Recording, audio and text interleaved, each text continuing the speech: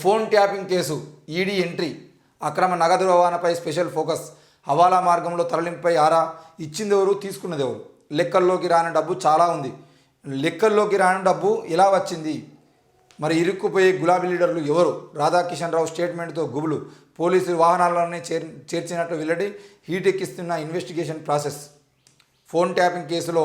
రోజుకో సంచలన విషయం బయట వస్తున్నది దీంతో పోలీసులే విస్తుపోతున్నారు ఎన్నికల సమయంలో అప్పటి అధికార పార్టీ అభ్యర్థులకు పోలీసు వాహనాలలోనే నగదును తరలించినట్లు రిటైర్డ్ పోలీస్ ఆఫీసర్ రాధాకిషన్ రావు ఇటీవల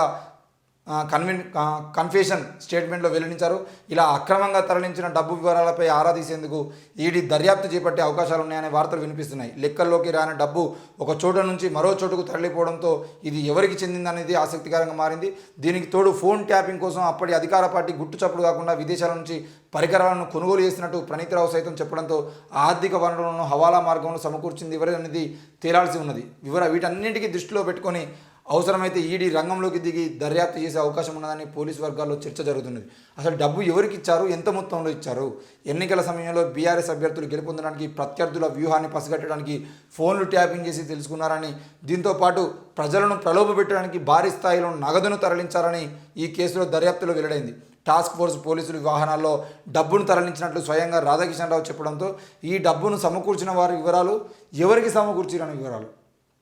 అంటే ఎలక్షన్ టైంలో ఎవరెవరికి డబ్బులు పోయినాయి ఎంత మొత్తంలో పోయినాయి ఆ డబ్బుల్ని ఇచ్చింది ఎవరి ఫోన్ ట్యాపింగ్ చేసి ఏ సినిమా హీరోయిన్ ఫోన్ ట్యాపింగ్ చేసి ఏ సినిమా డైరెక్టర్ ఫోన్ ట్యాపింగ్ చేసి ఏ రియల్ ఎస్టేట్ వ్యాపారి ఫోన్ ట్యాపింగ్ చేసి ఎవరెవరి బిజినెస్ మ్యాన్ల ఫోన్ ట్యాపింగ్ చేసి ఎవరెవరి దగ్గర ఎంతెంత డబ్బులు వసూలు చేశారు ఆ డబ్బుల్ని ఎవరి గెలుపు కోసం ఎక్కడికి పంపించారు ఎర్రబెల్లి దయాకర్ రావుకి ఎంత పంపించారు హరీష్ రావుకి ఎంత పంపించారు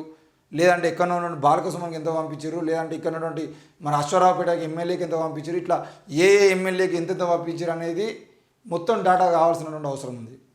మరి ఈరోజు అసలు డబ్బులు ఎవరిచ్చిర్రు అక్రమ నగదు రవాణా సంబంధించిన విషయంలో ఎవరిచ్చిర్రు ఎందుకు ఇచ్చిర్రు ఎంత ఇచ్చిర్రు ఈ విషయాలు మొత్తం బయట తీసేయడం ప్రయత్నం చేస్తున్నారు బయట తీస్తే మాత్రం మరి ఏ ఎమ్మెల్యే కోసం ఎంత ఖర్చు చేసిర్రు ఎట్లా పంపించారు అనే దాంట్లో తప్పకుండా వివరాలు ఉంటాయి రెండవది ఏంటి అంటే ఎలక్షన్ కమిషన్ ఏం చేసింది ఎలక్షన్ కమిషన్ ఈరోజు టెంట్లు వేసుకొని రోడ్ల మీద పోతా అంటే ఎవరు కారు పడతామని కారు ఆపి రండి దిగండి లేవండి మొత్తం డోర్ తీయండి ఆ డోర్ తీయండి చిన్న చిన్న బ్యాగులు ఆ ఆడోళ్ళు హ్యాండ్ బ్యాగులు ఉంటే హ్యాండ్ బ్యాగులు కూడా ఓపెన్ చేసి చూపించండి అని చెప్పేసి మొత్తం ఇక ఎలక్షన్ కమిషన్ ఏమన్నా చెక్ చేస్తుంది అబ్బాయి ఇలా బయటికి పోతే పైసలు పట్టుకొని పోవాలంటే భయం అవుతుంది అన్నట్టుగా చెక్ చేస్తారు మరి వీళ్ళు ఇన్ని కోట్ల రూపాయలని టాస్క్ ఫోర్స్ వాహనాల్లో కనుక ట్రాన్స్ఫర్ చేస్తూ ఉంటే మరి ఆ ట్రాన్స్ఫర్ చేస్తున్నప్పుడు పోలీసులు ఎలక్షన్ కమిషన్ ఏం చేసింది అంటే టాస్క్ ఫోర్స్ వాహనాలని మీరు ఆపరా టాస్క్ ఫోర్స్ వెహికల్లో డబ్బులు పోతూ ఉంటే మీరు చెక్ చేయరా అంటే ఒక ఆఫ్టర్ ఆల్ ఒక స్టేట్లో ఉన్నటువంటి పార్టీ తలుచుకునేది అంటే టాస్క్ ఫోర్స్ వాహనాల్లో డబ్బుల్ని సాఫీగా పంపించగలిగింది అంటే సెంట్రల్లో ఉన్నటువంటి బీజేపీ తలుచుకునేది అంటే అవసరమైతే ఎలక్షన్ కమిషన్ వాహనాల్లోనే వాళ్ళు డబ్బులు తరలిస్తారన్నమాట ఈరోజు ఎలక్షన్ కమిషన్ పేరుతోని ఇన్నోవాలు టవేరాలు టాటా సుమోలు వేసుకొని పైన సీసీ కెమెరా పెట్టుకొని మొత్తం ఆ గ్రామాల్లో మండలాల్లో ఎక్కడెక్కడ డబ్బులు పంచుతున్నారు ఏంది అని చెప్పేసి తిరగడం కోసం పెట్టుకున్నటువంటి వాహనాలు ఏవైతే ఆ వాహనాల్లోనే ఈరోజు సెంట్రల్లో ఉన్నటువంటి బీజేపీ పార్టీ కూడా డబ్బులు తరలించే అవకాశాలు ఉన్నాయి ఎలక్షన్ కమిషన్ తెలియకుండా టాస్క్ ఫోర్స్ వాహనాల్లో కేంద్రంలో ఉన్నటువంటి ఎన్నికల సంఘాన్ని కాదని రాష్ట్రంలో ఉన్నటువంటి టాస్క్ ఫోర్స్ పోలీసులు డబ్బులు ట్రాన్స్ఫర్ చేసినప్పుడు మీరు సెంట్రల్లో ఉన్నటువంటి ఎన్నికల కమిషన్ తలుచుకునేది అంటే బీజేపీ కోసం ఏమైనా చేస్తారు కదా మరి ఇప్పుడు ఎవరిని నమ్మాలి ఎలక్షన్ కమిషన్ నమ్మేటువంటి ఉందా టాస్క్ ఫోర్స్ నమ్మానా ఇంటెలిజెన్స్ నమ్మానా పోలీసులు నమ్మానా ఎవరిని నమ్మాలి ఈరోజు అక్రమ నగదు రవాణా ఏదైతే ఉందో అక్రమ నగదు రవాణా సంబంధించిన విషయంలో అధికారంలో ఉన్న పార్టీ రూపాయి ఒక్కడు కూడా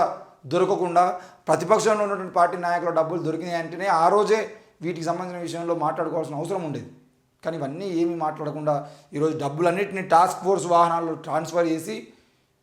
అదే టాస్క్ ఫోర్స్ వాహనాలని పోలీసులు ఎందుకు పట్టుకోలేదు ఎలక్షన్ కమిషన్ ఎందుకు పట్టుకోలేదు అనేది కూడా ఈరోజు ప్రజలకు సమాధానం చెప్పాల్సిన అవసరం ఉంది దీని మీద కేంద్ర ఎన్నికల సంఘం కూడా బాధ్యత వహించాల్సి ఉంటుంది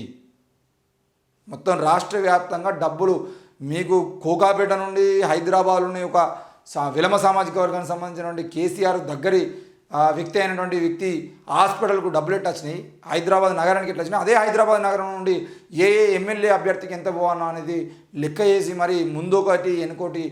పోలీస్ కాన్వాయ్ వాహనాలను పెట్టుకొని ఈరోజు వాళ్ళు టాస్క్ ఫోర్స్ వెహికల్లో టాస్క్ ఫోర్స్ అధికారులను పెట్టి మరి ఈరోజు ట్రాన్స్ఫర్ చేయగలిగిరంటే డబ్బులను పంపిణీ చేయగలిగిరంటే మరి ఎన్నికల సంఘం వాటిని ఎందుకు ఆపలేకపోయింది దానికి సంబంధించిన విషయంలో కూడా వివరణ కావాల్సింది అంటే ఎన్నికల సంఘం ఈరోజు వాళ్ళని ఆపదా ఈరోజు కూడా కాంగ్రెస్ పార్టీ కూడా అట్నే చేస్తుందా, బీజేపీ పార్టీ కూడా అట్నే చేస్తుందా? మరి ఇట్లా చేసుకుంటూ పోతే ఎన్నికల సంఘం ఉండేం లాభం, అది పని చేసేం లాభం?